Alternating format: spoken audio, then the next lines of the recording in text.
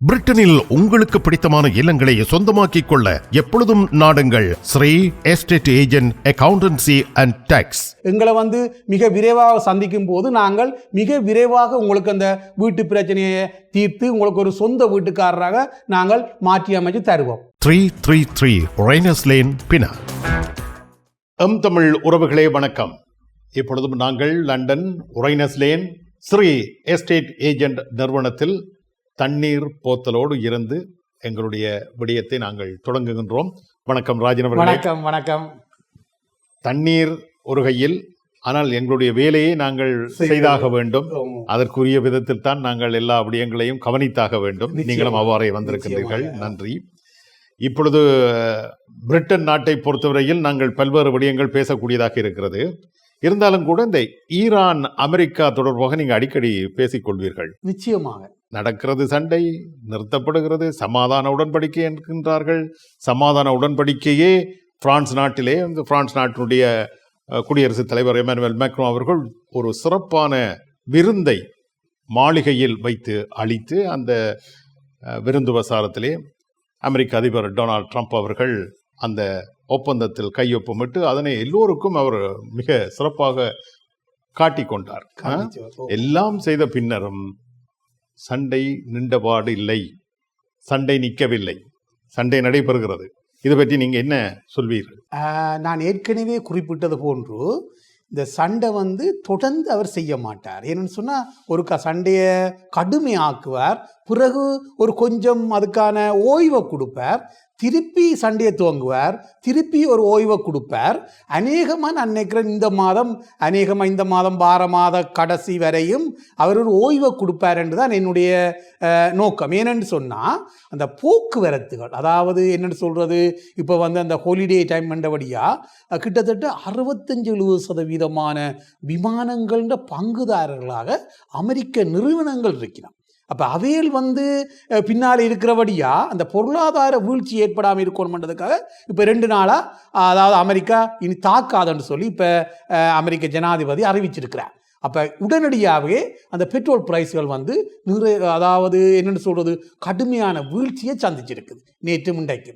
அந்த வகையில் அவர் தொடர்ந்து இந்த சண்டையை நடத்துறதுக்கான வாய்ப்புகள் இல்லை. கிட்டத்தட்ட ஒரு மாத இடைவெளி கொடுத்து திருப்பி அதை துவங்குவார். ஏனென்றா இந்த சண்டையை 2 பகுதியும் நிறுத்துறதுக்கு வாய்ப்பு இல்லை. நிறுத்தினால் பாரிய ஒரு விளைவை சீனாவும் ரஷ்யாவும் சந்திக்கும். அந்த சீனாவும் ரஷ்யாவும் இன்றைக்கு ஈரானில் வச்சு தங்களுடைய என்னென்னு சொல்கிறது, தன்னுடைய யுத்தத்தையும் நவீன ஆயுதங்களையும் அவையில் பரிச்சித்து கொண்டு இருக்கிறோம். அந்த வகையில் நான் நினைக்கிறேன் அமெரிக்க ஜனாதிபதியை பொறுத்த வரையில் இந்த யுத்தத்தை சிலோவாக நடத்தி கொண்டிருப்பார். ஏன்னு சொன்னால் இதால் கொஞ்சம் நிறுத்துவாராக இருந்த அமெரிக்கா கிட்டத்தட்ட ஒரு 2 மாதத்துக்கு அந்த யுத்தத்தை நிறுத்துவாராக இருந்தால் அங்கால ரஷ்யாவின் வளர்ச்சியும் சீனாவின் வளர்ச்சியும் இந்தியாவின் வளர்ச்சியும் ஒரு உச்சக்கட்டத்துக்கு போயிடும். அப்போ இந்த 2 வழி இருக்குது, அந்த பெட்ரோல் போகிறதுக்கான 2 வழி இருக்குது. அந்த 2 வழியையும் அவர் அதாவது என்னென்னு சொல்கிறது, ஈரான் பிளாக் பண்ணிடும். அதாவது அந்த போக்குவரத்தில் தடை செய்கிற பட்சத்தில் சீனாவுக்கும் இந்தியாவுக்கும் பொருளாதார பாரிய வீழ்ச்சிகள் ஏற்படும். இப்படியான விடயங்களுக்காக அமெரிக்க ஜனாதிபதி இந்த யுத்தத்தை தொடருவார்.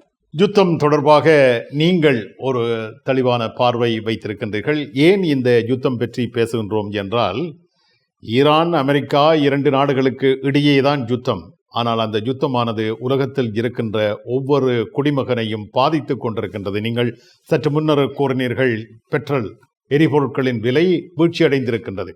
எரிபொருட்களின் விலை அதிகரிக்கின்ற பொழுது ஒவ்வொரு குடிமகனும் பாதிக்கப்படுகின்றான். அதனால் இந்த விடயங்கள் தொடர்பாக நாங்கள் அவ்வப்பொழுது பேச வேண்டிய அவசியம் இருக்கின்றது. அதனால் பேசியிருக்கின்றோம். இப்பொழுது உங்களுடைய விடயத்துக்கு வருகின்றோம். பிரிட்டனை பொறுத்தவரையில் புதிய பிரதமருடைய வருகை, வர்த்தகத்தை பொறுத்தவரையில் அதில் குறிப்பாக வீடு வாங்குதல், விற்பனை செய்தல் என்கின்ற விடயத்தில் அவருடைய வருகையும் அந்த துறையில் என்னென்ன முன்னேற்றங்கள் ஏற்படுகின்றன அல்ல ஏற்பட போகின்றன என்பது பற்றி எடுத்து கூறுங்கள்.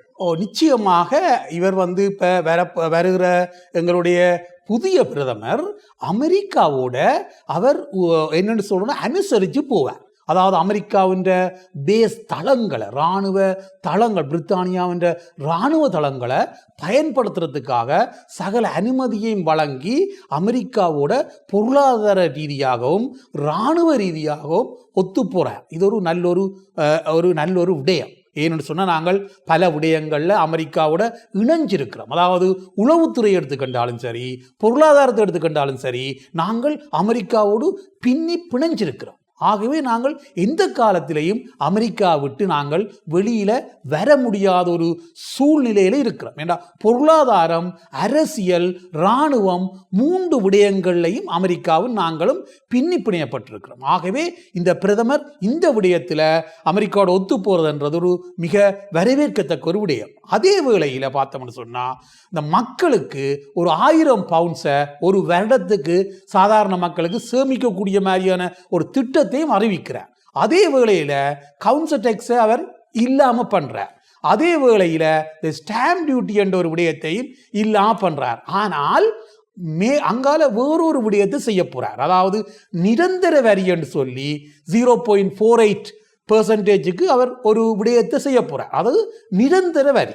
அப்ப கூட்டி கழிச்சு பார்க்கக்குள்ள கிட்டத்தட்ட அங்க நிப்பாட்டி இங்க ஒரு விடயத்தை செய்யற. இது ஒரு என்ன காரணம்னு சொன்னா அவற்றை எங்கட திரைசேரி ஒன்றும் இல்லாம இருக்கு, எம்டியா இருக்கு. அப்ப அவராலையும் பல விடயங்களை செய்யணும் என்று யோசிக்கிறார், செய்ய முடியாம இருக்கு. ஏன்னா திரைசேரி எம்டியா இருக்கு. அதுதான் மிகப்பெரிய ஒரு பிரச்சனை பிரதமருக்கு. அதால தான் இந்த ஐடி என்ற ஒரு விஷயத்தை செய்ய வந்தவர் அதுக்கு ஒதுக்கப்பட்ட நிதி எல்லாத்தையும் நிப்பாட்டி இப்படியான விடயத்துக்கு அவர் பயன்படுத்துறார். ஏன்னா ஒதுக்கப்பட்ட நிதியெல்லாம் ஒதுக்கப்பட்டாச்சு. ஆகவே இப்போ கஜானாவில் நிதி இல்லை. அப்போ அந்த விடயங்களை எடுத்துத்தான் இப்போ இப்படியான பல விடயங்களுக்கு செய்து இந்த ஓய்வூதியக்காரர்னு சொல்லி வயது முதிர்ந்தவருக்கான அந்த குடுப்பனவுகள் எல்லாம் ஒரு 58 பவுனை அதிகரிக்கிறார். அப்போ பல விடயங்களை அவர் சரியாக செய்தாலும் அவற்றை கை எம்டியாக இருக்குது. அப்போ கையில் இருந்தால் தானே கொடுக்க முடியும். அப்போ அவரும் ஒரு இக்கட்டான நிலையில் இருக்கார். ஆனால் அவருக்கு ஒரு நல்ல காலம் ஒன்று கிடைச்சிருக்கு. நேற்று முந்தைய நிலவரத்தையும் பொறுத்தவரையில் இந்த ஈரான் யுத்தம் அமெரிக்காவில் நிப்பாட்டப்பட்டிருக்கு. இது தொடருமாக இருந்தால் எங்களுடைய பிரதமர் கை நிறையும். ஏனென்று சொன்னால் பொருளாதார வளர்ச்சியை நோக்கி போகும். இல்லை என்று சொன்னால் எங்களுடைய பழைய பிரதமருக்கு ஏற்பட்ட மாதிரி தான் இவருக்கும் ஒரு சூழ்நிலை ஏற்படக்கூடிய நிறைய வாய்ப்புகள் இருக்கு. ஏன்னா உக்ரைன் யுத்தம் தொடர்ந்து இருக்குது. ஆகவே இந்தியாவில் பார்த்தீங்கன்னு சொன்னால் பிரான்ஸில் பெரிய ஒரு பாரிய தீ விபத்துகள் ஏற்பட்டு கொண்டிருக்கு. அங்கேயும் ஒரு பொருளாதார பிரச்சனை ஏற்பட்டிருக்கு. அதே போன்று பிரித்தானியாவிலையும் பாரிய பொருளாதார வீழ்ச்சிகள், பாரிய வீழ்ச்சி. உண்மையாகவே பார்த்தீங்கன்னு சொன்னால் இந்த வீழ்ச்சியை நாங்கள் ஒரு அளவுக்கு கொண்டு வர்றதாக இருந்தாலும், நோமலுக்கு கொண்டு வரணும், குறைஞ்சது 2 வருஷம் எங்களுக்கு எடுக்கும். ஆகவே இந்த புதிய பிரதமர் வந்த வேளையில் இந்த யுத்தங்கள் நிறுத்தப்படுமாக இருந்தார் அவருடைய கையின் நிறையும் கஜானாவும் நிறையும், எங்களுடைய பொருளாதாரமும் வளர்ச்சி அடையும். இதிலே நீங்கள் ஒரு முக்கியமான விடயம் குறிப்பிட்டிருக்கின்றீர்கள், கூறியிருக்கின்றீர்கள். அதாவது பிரிட்டன் நாட்டை பொறுத்தவரையிலே ஒவ்வொரு குடிமகனும் செலுத்துகின்ற, அரசாங்கத்துக்கு செலுத்துகின்ற கவுன்சில் டேக்ஸ் இது நிறுத்தப்படும் என்று நீங்கள் கூறுகின்றீர்கள். பிரதமர் அது பற்றி அறிவித்திருக்கின்றாரா? நிச்சயமாக அவருடைய அறிவித்தலே கவுன்சில் டேக்ஸையும் ஸ்டாம்ப் டியூட்டியையும் இல்லாம பண்றேன்னு சொல்லி அறிவிச்சிருக்கிறார். ஸோ அவர் நடைமுறைக்கு வந்த உடனே அவர் செயல் திட்டத்திலே இது முதல் விஷயமாக கருதப்படுகிறது. அந்த வகையில் பார்த்தோம்னு சொன்னால் ஒரு நிலையான வட்டி, அதாவது நிலையான டேக்ஸை கொண்டு வர ஒரு ஆட்களும் கிட்டத்தட்ட பார்த்தீங்கன்னு சொன்னால் அந்த ப்ராப்பர்ட்டியின் விலைகளுக்கு ஏற்ற மாதிரி டேக்ஸ். உதாரணத்துக்கு எல்லாருமே 0.48% எல்லாரும் வரி கட்ட வேண்டிய ஒரு சூழ்நிலையை கொண்டு வராங்க. ஆனால் அங்கே கவுன்சில் டேக்ஸ் நாங்கள் ஒரு 2000 பவுண்ட்ஸ் கட்டுறோம்னு சொன்ன வருஷத்துக்கு, அதே இவர் கிட்டத்தட்ட 1/2 மில்லியனுக்கு கீழே இருக்கிற ப்ராப்பர்ட்டி உள்ளவைகளுக்கு ஒரு விதமாகவும், 1/2 மில்லியனுக்கு மேலே 1 மில்லியன் வரையும் இருக்கிறவைக்கு அந்த ப்ராப்பர்ட்டியின் வேல்யூவேஷனை பொறுத்து இந்த டேக்ஸுகள் நிர்ணயிக்கப்படும். இந்த பழைய வேல்யூவேஷன்கள் என்னென்னு சொல்கிறது குறைவாக இருக்கிறதால புதிய வேல்யூவேஷன்களை எடுத்து அந்த ப்ராப்பர்ட்டிக்கு ஏற்ற மாதிரி அந்த டேக்ஸுகளை வரிகளை கொண்டு வரார். இது நடைமுறை சாத்தியமான விடயமாக இருந்தாலும் இது எப்படி போகுதுன்றதை பொறுத்திருந்துதான் நாங்கள் பார்க்க வேண்டி இருக்கு. இப்படியான விடயங்கள் ஒருவர் வீடு வாங்குவதற்கு தூண்டுமா அல்லது அவரை பின்தள்ளுமா? இது பற்றி நீங்கள் என்ன சொல்றீங்க? நல்ல ஒரு சரியான ஒரு கேள்வி. ஆனால் இது வந்து வீடு வாங்குறவர்களுக்கு உற்சாகப்படுத்தும். இவருடைய விஷயம் என்ன, அந்த ஸ்டாம்ப் டியூட்டியை இல்லாம பண்ணிடுவார். அப்படி இருக்கக்குள்ள அந்த கவுன்சில் டேக்ஸையும் இல்லாம பண்ணிடுவார். அப்ப அந்த வீடு வாங்குறவர்களை ஊக்கப்படுத்தும். அதே வேளையில பொருளாதார வளர்ச்சி என்றது இல்லாத பட்சத்தில் இந்த வங்கிகள் கொடுக்குற அந்த கடன்கள், அதாவது மோர்கேஜ் கடன்கள் என்று சொல்லுவோம், அதுகளை கடுமையாக்குவினோம். ஏன்னு சொன்னா மத்திய வங்கி தன் வட்டி விகிதத்தை குறைக்காம இருக்கிறதால இந்த வங்கிகள் வந்து இப்போ மோர்கேஜ்கள் கொடுக்கறத கடுமையாக்கி கொண்டு வருகிறோம். இப்பொழுது உங்களுக்கு கிடைத்திருக்கின்ற இந்த தகவல்களின் அடிப்படையில் நீங்கள் ரைனஸ் lane, London ரைனஸ் lane Sri estate agent நிறுவனத்தை தொடர்பு கொள்கின்ற பொழுது வேகமாக உங்களுக்கான ஒரு சொந்த வீட்டை நீங்கள் வாங்குவதற்கான சகல பணிகளையும் அவர்கள் மேற்கொண்டு தருகின்றார்கள். தயக்கம் இன்றி, தாமதம் இன்றி தொடர்புகளை நீங்கள் ஏற்படுத்திக் கொள்ளுங்கள்.